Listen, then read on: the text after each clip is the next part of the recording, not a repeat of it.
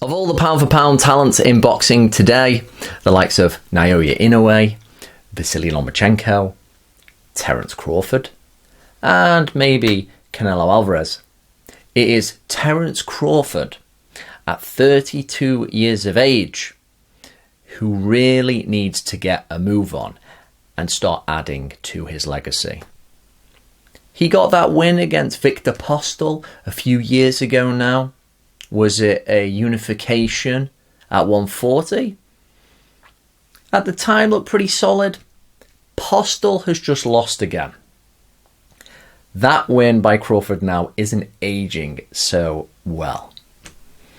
We've been waiting for a while now. What's been going on at welterweight? Worse than heavyweight in terms of just people avoiding each other and the big fights not happening. No fight against Spence. Crawford hasn't fought Thurman when he should have. It's a mess. He really needs a big fight. Well, step forward. Kell Brook, Sheffield man, former IBF welterweight champion of the world, who at 34, I don't think anyone can deny, has seen better days. Back-to-back losses to Golovkin and Errol Spence, both eye sockets busted. Pretty unlucky. And the fact Kell Brook was always a big welterweight, he was always big at 147, he was probably killing himself a little bit to stay at that weight. And just like George Groves as well over here in the UK, it takes it out of you in the long run if you start doing that. But Brook has apparently been offered 1.5 million sterling to fight Crawford for another world title shot. That is about $2 million. That's great. I know Kell Brook used to be a big name, but his star has really dimmed.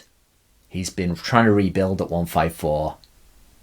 Yeah, try and haggle for a bit more money, sure, but take the fight. You got a shot here. Kell Brook, now it's an if he can get back down to 147 kind of comfortably, he definitely poses a threat because he's always got the size, the strength, and Kell Brook has got one of the nicest crosses, one of the best right hands you will see in the modern era. When Brook throws it right, his chocolate brownie as he calls it, it didn't work against Errol Spence, but it is a cracking shot, literally. He can throw it in and then loop in with an uppercut, and he is very dangerous on the offensive, Kell Brook.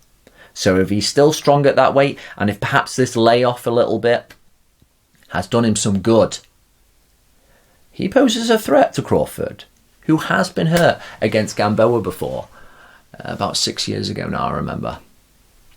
So yeah, why not? Go for it. At their best is an interesting question and may shed some light on how I feel the fight will go, because I believe that Crawford has more natural ability than Kell Brook. Kell Brook, while he is very pinpoint with his punches, while he's a physically big and imposing welterweight, he's a little bit hittable. He was always a little bit stiff. And for me, Crawford, who's gone up through the weights very nicely and seems to have carried his power, he just seems to have more talent to fall back on. He moves better. He can switch hit. He counter punches nicely. He's just got a bit more of that X factor. And that's why he's pound for pound. So now, Kell Brook being 34, even if he does make the weight well, considering his battle scars in the career he's had, there can't be that much left. And Terence Crawford is probably quite a fresh 32. He hasn't had any real hard fights yet. He would probably do a number on Brook, with the outside chance of that great cross somehow winning a world title again. But what do you think? Should Terence Crawford fight Keith Thurman instead, who's been throwing his hat in the ring, who wants to have a pop? Or should he give the Sheffield man a shot at Not just a world title, but I think a shot at greatness if Brook were to pull that off.